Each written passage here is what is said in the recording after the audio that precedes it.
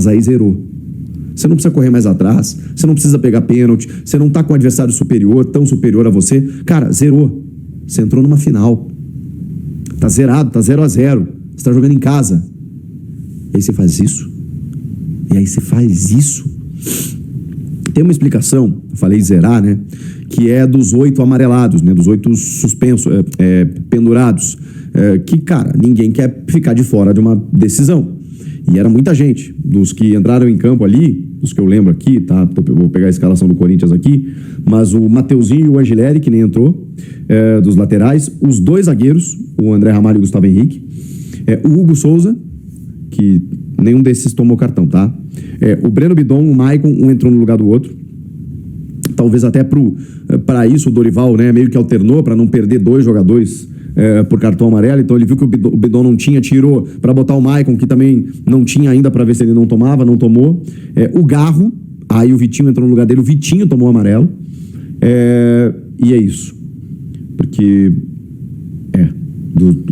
eu já perdi as contas aqui, mas nenhum dos que estavam pendurados tomou cartão, e todos que eu citei ali, aí você, né, percebeu que era muita gente. Só se esses caras se pouparam, né? Tipo assim, vou tirar o pé, não vou entrar, não vou dar uma chegadinha. O Ranieri deu uma chegadona, tomou amarelo. O Vitinho deu uma chegadinha, tomou amarelo. Não estavam pendurados. Só se foi isso. Obviamente ninguém vai confirmar, o Dorival não falou sobre isso, mas é a única explicação, gente. Porque o Dorival foi mal. Cara, ele tira ao mesmo tempo o Ranieri, o Bidon, o Garro, e na sequência ele tira o Memphis. Mexer no time é necessário. O Corinthians não estava bem. Você tinha que reconduzir alguma coisa, colocar o Maicon na do Martínez, ok, né? Para ter mais controle de bola junto do Bidon e do Garro. Se o Garro tá com problema físico, sei lá, coloca o Vitinho, como aconteceu, né? Para deixar o Bidon na armação, só que ele tirou o Bidon também. E aí ele tirou o Ranieri, ele perdeu o poder de combate que ele tinha. E aí o Carrilho, que tá visivelmente abaixo fisicamente, ele entra para ser o cara entre os zagueiros, para buscar a bola no pé dos zagueiros, para fazer o que o Ranieri deveria fazer. O Carrilho baixa para terceiro zagueiro, sendo que o Carrilho potencialmente é o cara do lado direito do campo. Então ele mexeu mal. Os caras que entraram de forma equivocada, fazendo coisas que não funcionam. E o Corinthians não conseguiu chegar no gol adversário, jogando em casa contra o Vasco numa final. O que eu vou esperar do jogo seguinte, gente? Enfim, eu preciso esperar uma melhora. Porque o Vasco, com o Andrés Gomes, o Nuno, o Ryan, o Felipe Coutinho, o Thiago Mendes, o Barros, essa galera jogou muita bola, muita bola.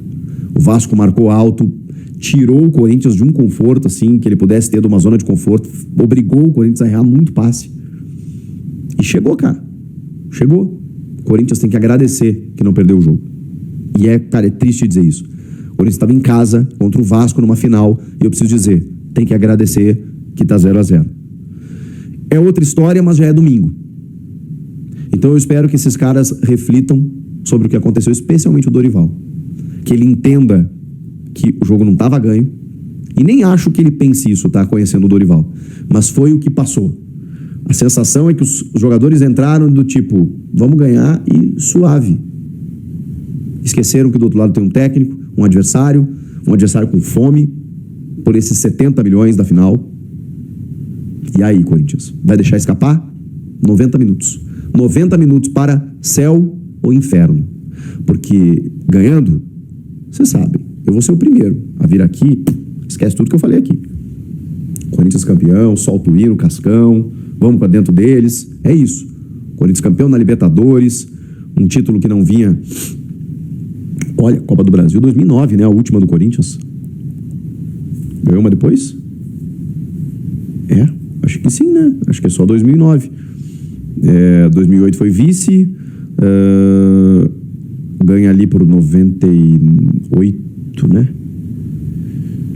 2002 na verdade. 2002, 98, 99 brasileiro. E 95. Então a última foi 2009. 16 anos. O Vasco ganhou antes ainda. Ganhou 2000, mais cedo, né, no caso. Menos tempo, melhor dizendo. 2011. O Corinthians 2009. Vou ser o primeiro a dizer. Um título que não vinha faz muito tempo, Copa do Brasil, valorizada, dinheiro no caixa. Agora, se não ganhar, especialmente por conta desse jogo, se esse resultado fizer falta, aí o bicho vai pegar. Não por mim. Torcida, muita gente vai bater. E aí eu não sei se o técnico Dorival não se inviabiliza. Ele tem uma bala agora. Ele precisa ganhar e ganhar bem contra o Vasco domingo para ele continuar no Corinthians. Porque senão, com o que ele fez nesse primeiro jogo, dificilmente ele vai ter vida longa. E isso vale para alguns jogadores que vão ser contestados, vão ser questionados, vai se olhar o custo-benefício, será que não tem que vender? Ao passo que, ganhando, estarão na história. Então, é bom que eles saibam disso. Não é eu que faço as leis. O futebol é isso. Ele transforma heróis em vilões e dentro de 90 minutos cabe muita coisa. E eles precisam entender isso. Mas se o goleiro não pegasse, a bola batesse na trave e entrasse e não saísse e tal, esquece. De uma forma ou de outra, se o resultado não vier, a consequência virá. E se o resultado vier, aí tudo terá valido a pena. Repito, não sou eu que faço as leis. Eu não vou comentar resultados apenas. Até porque hoje eu não estou falando do 0-0. 0-0 tá ótimo, tá?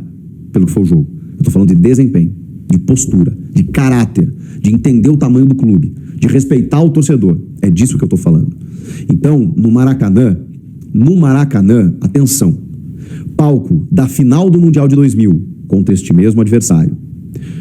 Lugar onde Pelé fez o seu 1000º gol contra a equipe do Vasco.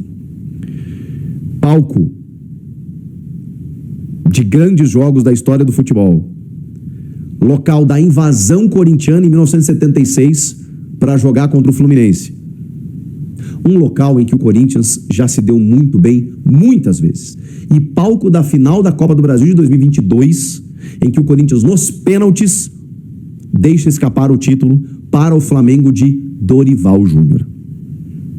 Pois agora, em 25, ele está aqui. Ele está aqui. E o Corinthians precisa ganhar esse título.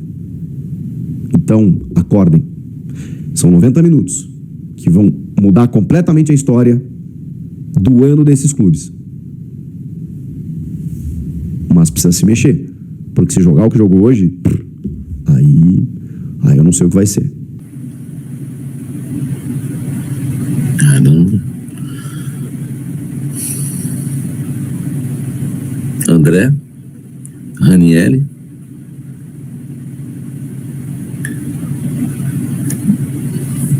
e Vitinho. Na frente, Yuri e Memphis. O que vocês acham? Carrillo, André, Ranieri, Vitinho. Na esquerda, Vitinho. Na direita, Carrillo. Por dentro, Ranieri e André. Na frente, Memphis e Yuri. O mesmo esquema que começou contra o Cruzeiro. 4-4-2, 2 linhas de 4. O que vocês acham? Hein? Agora você fala assim, sabe, mas igual o camarada escreveu aí, o Jonathan, Ranieri, tô fora. O Ranieri jogou mal mesmo, mas o Martins também jogou mal. Entendeu? É difícil, velho. Hein? É difícil. Hein? Galera, tá com rancor do Yuri, Samir. Mas eu entendo a galera, né? Alguém escreveu aí. Carrillo já entra cansado. É duro, velho. Mas tecnicamente é um dos melhores que a gente tem, né? É difícil. Entendeu? É muito difícil, tá? Coloca na armação o gelado do bebê Bidorni. Pô, o bebê Bidorni é terrível, né, velho? Terrível o bebê Bidorni. Yuri não tem emocional pra ser jogador profissional, diz o Marcel. Não tem. Isso é jogador que não dá certo na Europa, não. Apesar que lá não tem cobrança, né? Lá o cara vai pro treino de bicicleta, tá tudo certo. Entendeu?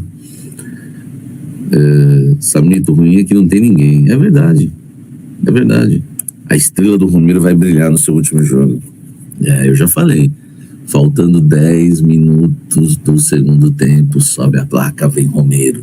Irmão, muito Romero. Muito. Eu faria isso.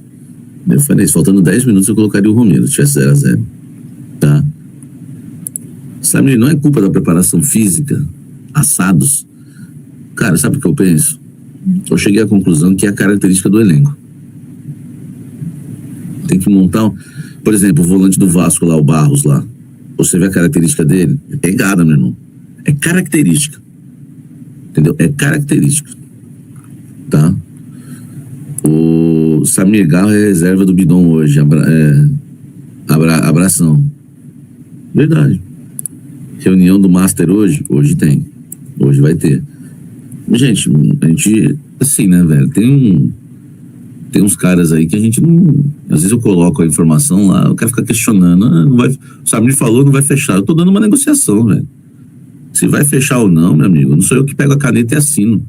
Eu não sou do compliance, eu não sou presidente, eu não sou vice. Eu simplesmente reporto o que está acontecendo. Né? Não tô falando para você, tá, meu querido? Foi para alguns Zé Ruelas aí que ficam questionando. Entendeu? Tá? E... eu ia guardar essa informação pro Blend aí que o Neto falou do Fabinho Soldado. Eu só não vou cravar, tá? Mas eu tenho uma informação. Eu ia soltar no Blend isso, mas já que o Neto soltou, já... O Neto cravou, já não quero cravar nada. Eu tenho uma informação que o Fabinho Soldado tem negociações com o Internacional de Porto Alegre. Tá? Tomara que seja. Eu ia soltar essa informação no Blend, entendeu? Mas eu não tô cravando igual o Neto não, porque eu não vou ficar me arriscando cravando não, porque o futebol é muito louco. Tá? Mas a informação é real. O Neto tá dando algo que existe. Tá? A informação que eu tenho é que o Fabinho Soldado negocia com o Inter. Não está fechado, mas negocia. Entendeu? A informação é que lá em Porto Alegre, né, tem gente lá que já diz, não, esse aí é nosso. Mas eu não vou cravar. Esquece. Tô falando lá em Porto Alegre. E a informação que eu tenho é que a negociação realmente existe, tá? Lembrando que o Inter já procurou o Fabinho no passado recente e lembrando que o Internacional de Porto Alegre lembrando que o Inter de Porto Alegre, o Fabinho foi campeão como jogador lá, tá? O Inter já contratou o técnico? O Inter já contratou o técnico?